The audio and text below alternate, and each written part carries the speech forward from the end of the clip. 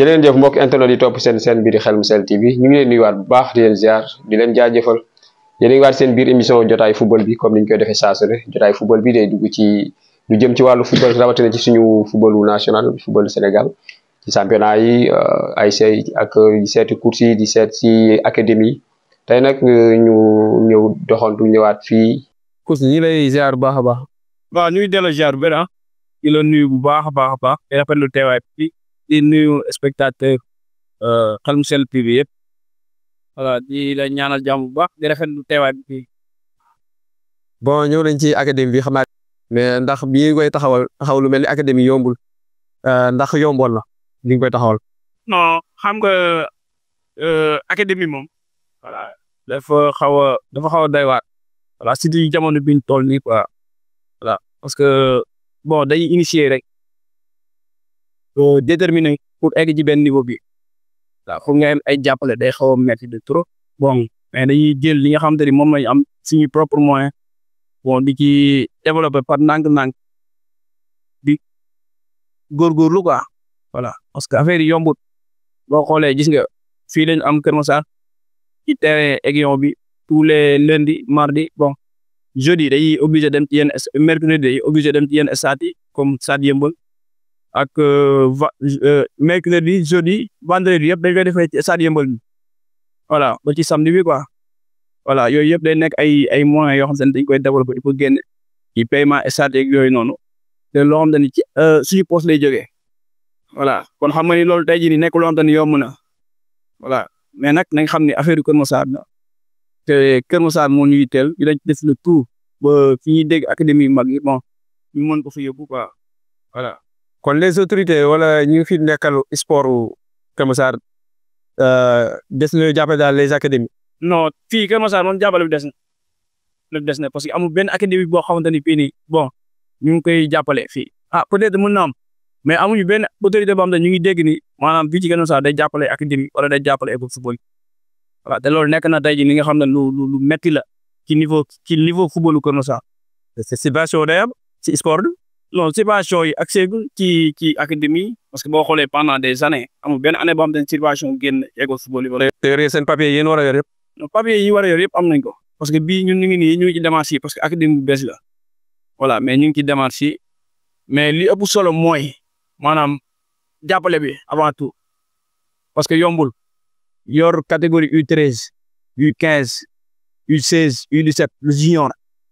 voilà xam nga tey nekk na loo xam ne tey lu metti la. voilà mais nag ñun nañ jël yàlla rek teg ko suñu kanam ni affaire yi moom initié nañ te am na fu mu teg suñu bët te gëm ni lu métti incha allah dañ fay egg quoi voilà. li tax nga taxawal ko mooy course yi mën nañu wax ni am na jaar quoi ba pare am na ci expérience parce que boo ji loo nekkul taalibeem mu doon sëriñam lañ mën a wax loolu. waaw gis nga affaire yi moom yaakaar naa ne yàgg nañ ci parce que def nañ 10 ans de carrière. macha allah parce que boo xoolee Athletic Espoir lañ njëkkee voilà liggéey fi liggéey bu rafet macha allah. ba yàlla toogoon tey ñu am suñu yëfu bopp muy Albourakh football académie voilà nekk académie boo xam ne académie bu bees la voilà mënul yomb nag au début quoi mais wax dëgg yàlla ñu gis booy engagement bi ñu àndal ak détermination bi bon ak staff bi tamit liggéey bu am solo bi ñu liggéey parce que mën naa ne man moom ay coach principal bi mais tamit ñoom wax dëgg yàlla féer nañ ñu fépp voilà tey bu ñu demoon tudd suñu kër sax jàpp naa ne absenté suñu xel mën na dal quoi. voilà ci ñoom liggéey bi ñu liggéey. kon staff bi daal jéego lañ macha allah ñëpp ngi jàpp ci liggéey bi daal. non macha allah wax dëgg yàlla dama leen di ñaan bu baax quoi parce que li tax début bi xaw a yomb nii sax ci yomb ci benn côté laay wax sax ñoom la quoi parce que dañu maa yombalal lépp bu ñu waxee mun ma sa waay yow defal nii rek yow ñoom ñooy andi seen xalaat andi seen doole andi seen lépp di ko ci def voilà boo ko ñun ma demal nga jël sa cible nga taxaw ci biir terrain bi li nga war a def nga def ko ñun li ñu des ñun di leen ko eggale. oui intégration noonu ñu dugul di leen sant di leen gërëm. ku ci mel ni le secrétaire Pape coach Aziz mooy coach junior yi voilà coach Boga dafa jàppoon fee moo nekkoon ci U17 yi coach Boga moo nekkoon ci cadet yi bon gis nga dafa amul jot sax moo tax jot ñu ko jël voilà. mais ndax nekk xale yi yomb na. non c'est pas facile parce que ku ne xam na li ci xale bi ci njëkk mooy éducation bi d'abord parce que ku ci nekk day ñëw àndaale jikkoom te jikko yooyu noonu yëpp ku ci nekk yow da ngay jéem a def lu tout liggéey ak moom ci jikkoom. pour jéem a fexe ba mu correct quoi te loolu nekk na loo xam ne tey yombut parce que parent bu ci nekk ak ni mu yaree doomam mais ñu dañ jéem a fexe ba ñoom ñëpp ñu éduquer leen yar leen ba lépp loo xamante ni tey dañ koy soxla ci góor mu nekk ci ñoom parce que chaque jour dama leen koy wax ne ñun duñu former ay footballeur duñu former ay joueur mais ay góor la ñuy former ba pare boo nekkee góor ba pare nag après ñu doog laa def li nga bëgg a doon voilà parce que fii niveau bi mu ngi ñu garanti ñëpp ni ay professionnels lañ war a nekk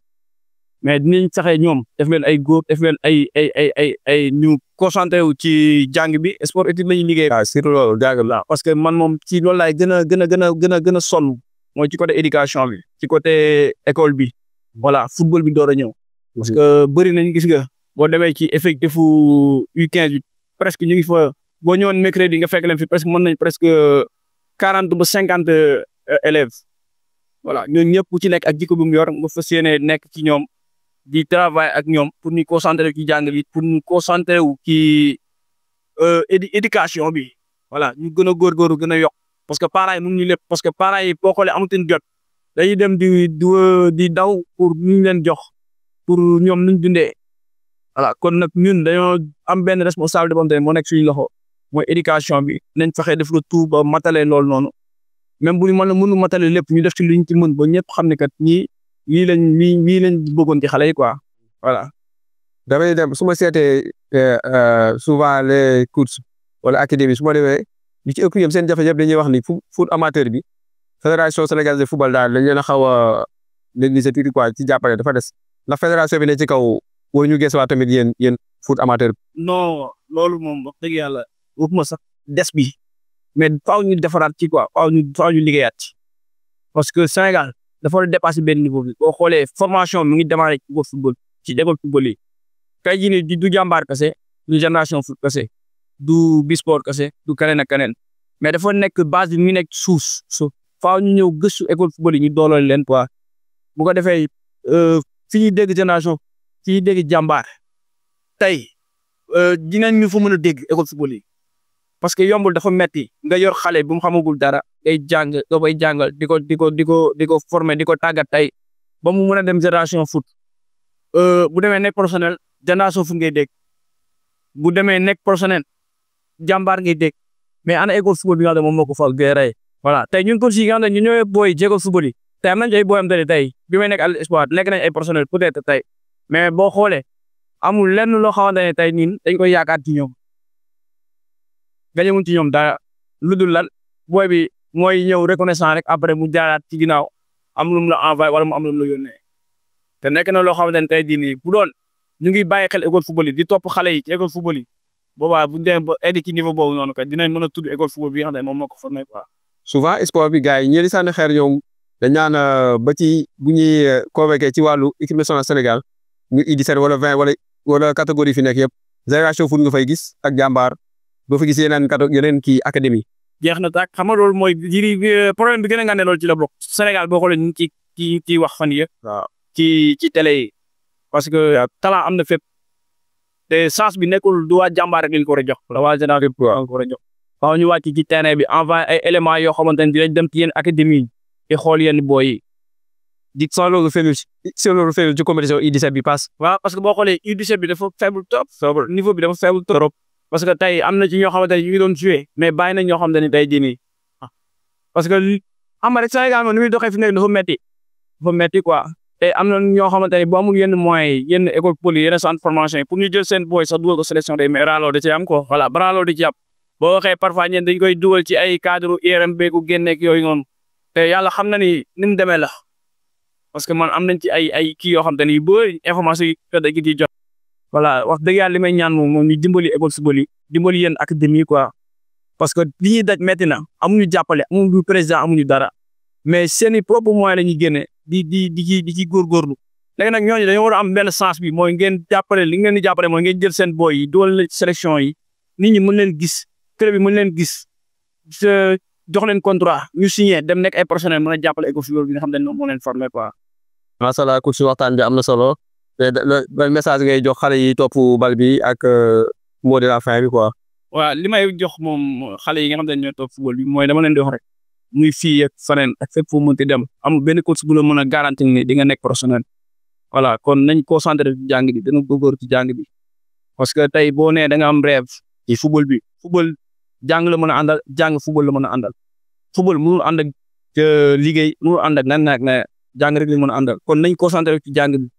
gën a góorgóorlu ci jàng bi parce que ci loolu laay insister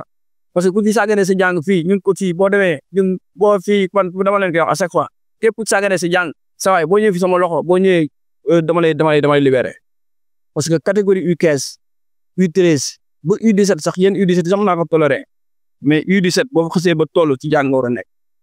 voilà boo nee ba egg ci benn niveau bi junior wala senior foofu booy bàyyi jàng garaaw mais jàngal ba xam dara ba suba bu la joxee contrat nga xam contrat bi biñ la bindal lan la. laa nax voilà ñu bëri na ci nax parce que bëri na ñu bëri yam tam loolu moo leen tardé voilà ñu may ñaax xale yi ñu gën a jàng gën a góorgóorlu voilà di remercier sama gars yi bu baax di leen ñaanal yàlla bu baax di leen wax ni que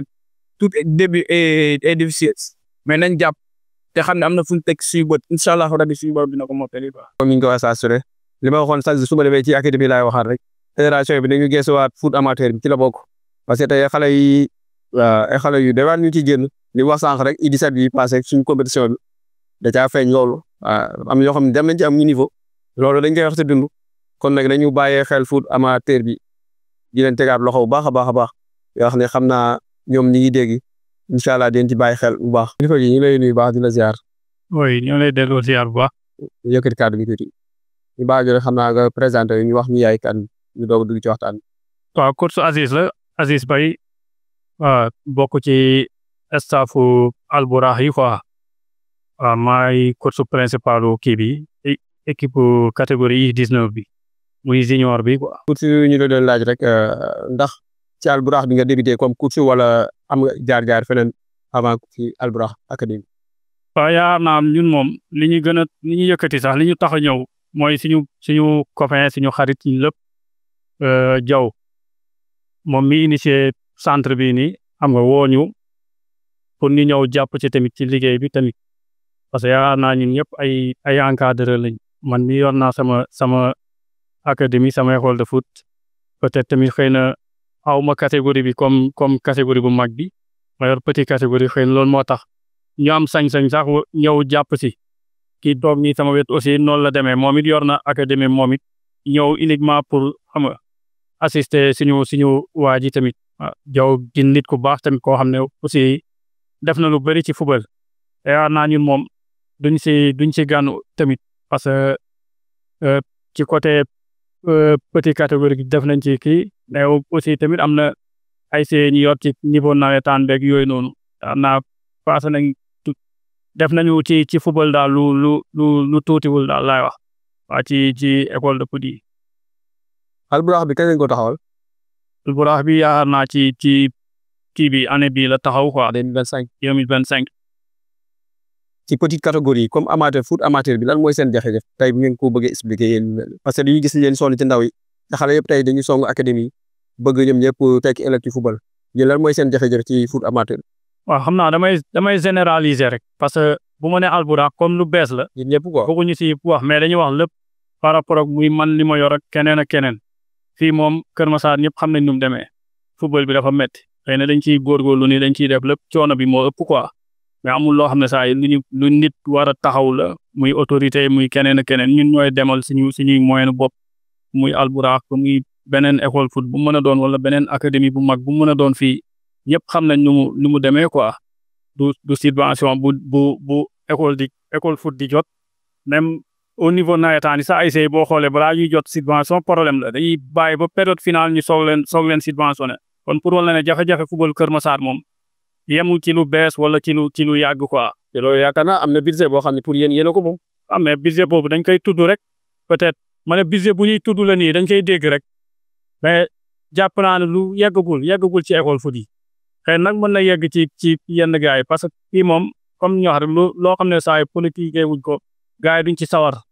waaw Kër Massar fii noonu lay doxee lu dul loo xam ne événement politique mën naa ne saa yu boo fi organisé yow nga créé sa yëpp bopp yaa ciy sonn yaa ciy daj lépp yaa ci war a jàppale na ci def lépp jàppale bi moom amul xëy na boo amee ci parent booy lay doon maanaam ñi ñu yor moo tax chaque jour li may wax rek partenaire bi jiitu si ñun ci li ñu yor école foot yeeg centre yeeg lépp mooy parents yi ñooy premier partenaire équipe parce que ñoom bu ñu jàpp naa ne carrément li ñu bëgg ñu duñ ko am. kon sponsor amu leen ko ak yu mel noonu. non yooyu moom dëgg yàlla ñu ngi jéem nag mais demeewul noonu. kon daal foot amateur bi am na jafe-jafe dëgg. waaw jafe-jafe moom yaa naa général la quoi fépp la. mais nan ngeen di nekkee xale yi ndax yor ay xale yomb la. waaw yomb na yombul parce que parfois nga am ci ñoo xam ne xam nga wax ak ñoom mën na xaw a métti parce que jikko yi bokkul yor xale yi moom toujours li ñuy wax rek boo amul yërmande amoo xol bu rafet amaana doo ko mën a gérer quoi peut-être tamit boo ci nekkee di nga dégg lu ne koñ bi dinañ la ñaaxal fayda naan kii li muy daw est-ce que lii ak lii xam nga yooyu yëpp dund nañ ko quoi ñun en tant que responsable parce que duñ ci gan mais nag comme ñun ñoo ko bëgg dañ ciy sant yàlla rek continuer di ci liggéey ba yàlla jox ñu liñ bëgg quoi. académie Albourakh bi yan catégorie ñoo ci nekk. Albourakh defe naa am na I13 I15 I16 I17 ba I19 bii di entraîné nii quoi. mais ñu ngi jouer ay compétition ay tournois comme. waaw ñoom ñu ngi ci compétition yi ñoom ñu ngi jouer compétition ko. catégorie yëpp quoi. waaw catégorie yëpp ñu ngi jouer compétition. ok à travers émission bi balaa ñuy jeexal rek coach ñu laaj la ci championnat Sénégal bi muy doxee ndax fi mu ne yow gis nga ci avantage yokkute wala am na sooxatu non championnat Sénégal bi muy doxee ni muy ci catégorie yëpp daal national 1 bi national 2 bi ci Ligue 1 Ligue 2. championnat Sénégal boo xoolee nga xam ne par rapport ak ci 5 ans yi mujj yi passé nga xool léegi xam ne carrément am na évolution quoi parce que gars yi ñoo ngi koy gën a bëgg ngay dem ci stade yi da ngay gis ne carrément public bi mu ngi wuy si gars yi ñu ngi seetaan match yi kon ça veut dire que xam nga peut-être tamit liñ ko médiatiser bokk na ci li gën a yokku kii bi championnat bi niveau bi gën a kowe te yaakaar naa boo xoolee tamit gars yi ñu ngi koy gën a xam quoi. parce que tamit am nay période yoo xam ne ay 50 ginnaaw boo xoolee nawetaan moo ko gënoon sax fort quoi mais léegi waaw club yëpp gars yi ñu ngi dressé ay foule yoo xam ne tamit jàpp naa ne carrément mu ngi noonu daal waaw am nañu yaakaar ne xëy na at yii nii jëm ci kanam peut-être footballu Sénégal dina gën a yaatu quoi. waaw message booy jox xale yi nga xam ne ñu bàyyi seen lépp pour football tey surtout nañ xale yi toll ci jàng boole koog football lan nga leen di dénk. waaw ñun moom fii muy comme ni ñuy wax chaque jour rek sport étude bi la ñuy kii quoi parce que moom la ñuy imposer booy yi parfois sax lu ñu bëgg di forcer yenn yi moo tax chaque jour dañuy wax xale yi ku si jàngi na dem jàngi ku ci jàngiwul nga ñëw kii boo xoolee jour yi ñuy entraîné sax day wane ne carrément xëy na ñu ngi bàyyi xel booy yi ci jàng bi muy mercredi soir yi muy samedi soir yi mu leer ne xale yi duñ gont nga programme ak dimanche matin yi yooyu daal lañu am temps bu ñuy occupé xale yi ci football bi quoi mais ci côté jàng moom yaakaar naa ñu ngi ciy bay suñu waar ñu ngi leen di jéem a contrôler ci bëri bu note bu ñu tollee ci note yi war a génn aussi ñu ngi xool ndax booy am nañ moyenne seen niveau yi ñu ngi ci xam nga yooyu noonu tamit na permettre yow mën a jàppale parent bi ci benn côté bi football bi la saison quoi loolu la moom wax dëgg yàlla ñu ngi ci. incha allah mot de la fin bi voilà ñuy. waaw xanaa di ñaan yàlla rek di ñaanal sama grand Diaw comme ni mu créé nii yàlla def ko mu doon centre bu mag affaire yi gën a yaatu quoi wax dëgg yàlla parce que yéene nañ ko tamit te gis nañ ne carrément mu ngi ci tànk yooyu bëgg na ko aussi dañuy ñaan yàlla rek yàlla yokk ko affaire yi gën a yaatu yàlla may ñu jàmm ñun ñëpp ñu fekkee njëriñ bi quoi. waaw ñu toogaat ak kenn ci membre yi si wàllu académie Albourakh mu bàyyi fu mu présenté wu mooy kan ci kii bi. waaw asalaamaaleykum. man nag maa ngi tudd Pape Diop je suis le secrétaire général de l'académie Albourakh Football Academy waaw moom mooy secrétaire général bi quoi. macha allah mais académie bi ngeen koy taxawal ndax yomboon. waaw yomb na yombul parce que ku ne xam na ni académie ay caaxaan taxawlu ko parce que en plus bu dee da ngay dem ak say moyens bopp amoo ko la jàppale amoo ko la taxaw donc kon boobaa day xaw a métti quoi waaw tey tamit mën naa ne. coach Diaw ak ñu ngi soog a débuté nekkul ñu ngi soog a débuté si domaine bi quoi si milieu bi parce que coach Diaw moom am na beneen centre bu mu nekkoon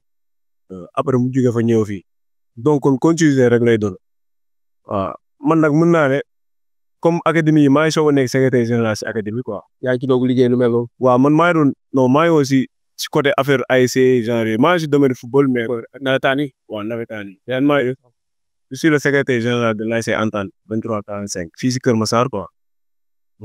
kon daal yomb na yomb. waaw kon daal comme li coach wax sànq am nga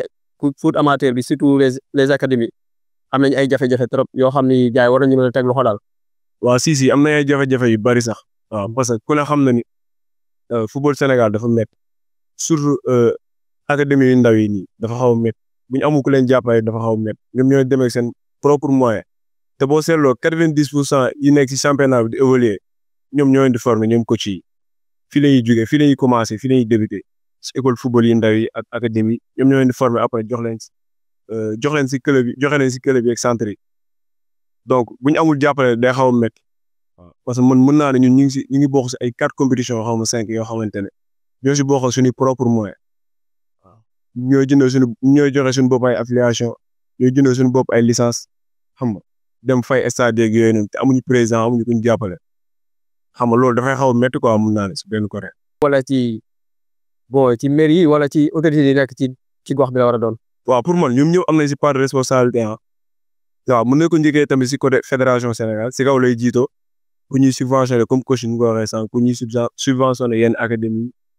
waaw buñ ñu mënee jàppale ci loolu waaw après ñu ñëwaat ci yenn autorités yi ñu nekk tam ci gox yi ñi nga xamante ne am nañ moyen waaw war nañ mën a teg loxo yenn académie ak yenn école football yi parce que ñun ñooy produire joueurs yi yor ëllëg Sénégal ñun ñoo ñu produire si ñii lañuy débuter après doo ko dem ci kaw kon ñoom ñoo yor base bi kon waaw. académie bi depuis bi ngeen commencé léegi amagu leen ay contact pour am ñu fi ñëw di xool xale yi pour ngeen mën a liggéey ci loolu wala. waaw bañ démarré ba tey mën naa ne man moom gisaguma ko à part daal xam naa am naa benn écho daal coach keroog mu mel naan am na ku mu doon dégganteel waaw benn président am na ñu ngi doon déggante mais soriwul si dañoo wax tuuti rek mais après dafa ne dina ko contacter waat mais à part loolu moom wax dëgg yàlla gisaguñ kenn quoi. académie bi maanaam tey fi mu nekk ci diggante Keur Massar ak Malika ay doomi Keur Massar ak doomi Malika rek ñoo ci nekk wala am na ñu jugee feneen ci bokkut ak gox bi ñëw bokk ci adhéré ci équipe ci kii bi académie bi. non académie bi moom dafa yaatu nekkul ay waa Keur Massar ak Malika kese yoo si nekk yaatu na am na ñoo xam ne yiy jugee ba Guédiawaye am na ñoo xam ne yiy jugee ba Sangalkam am nañ sax ñaari joueurs yi nga xamante ne Yoff lañ dëkk quoi waaw affaire yi moom yaatu na fii nii yaatu na trop sax. à travers tey réseaux sociaux yi ni ñu mel tey kon ndax académie bi am na yooyu jumtukaay yooyu plateforme yooyu xam ne tey moo yombal seen liggéey. waaw si waaw am nañ ay page am nañ compte TikTok Instagram même Facebook tamit am na ay compte ñi nga xamante ne waa dinañu permettre pour ñu am visibilité gars yi dañoo xam d'ailleurs am na sax boo yu bëri yi nga xamante ne ñoo lay intégré ci centre bi grâce à réseaux sociaux compte Instagram bi. léegi tey boo amoon looy wax Diaw mi ci nekk ak xale yi nga xam ne yéen a ànd di liggéey ak ñoom lan nga leen di wax. waaw juste di la xamal que ne affaire yi moom yombul métti na trop mais tamit dafa laaj ay sacrifice nit ki moom boo bëggee dara moom foog naa ne moom foog nga def ay sacrifice pour atteindre ses objectifs du yomb nag dina métti trop comme coach ni nga ko waxee sànq di nga si dégg lu ne waaw yoon bi moom dina métti trop surtout tamit aussi amoo jàppale amoo dara yaay demal say propre moyen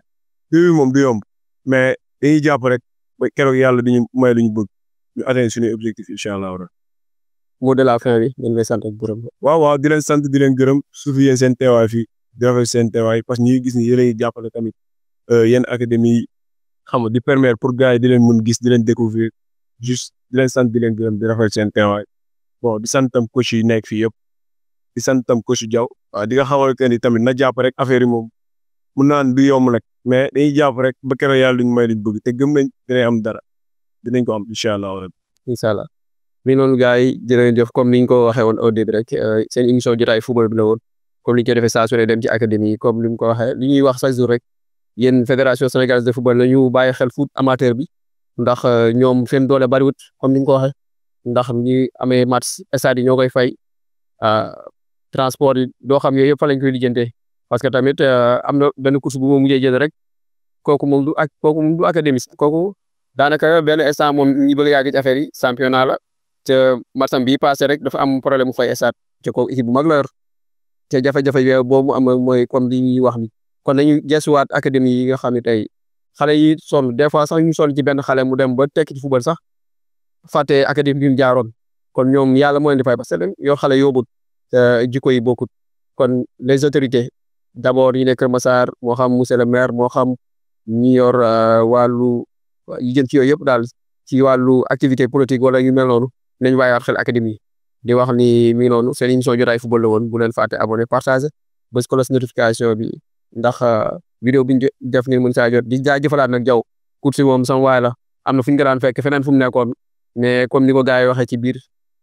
dem na ba taxaw li fi boppam di alburax macha allah yàlla defal ko ci ndam bu kawe njortam incha allah ñii leen di jaajëfal bu baax a baax.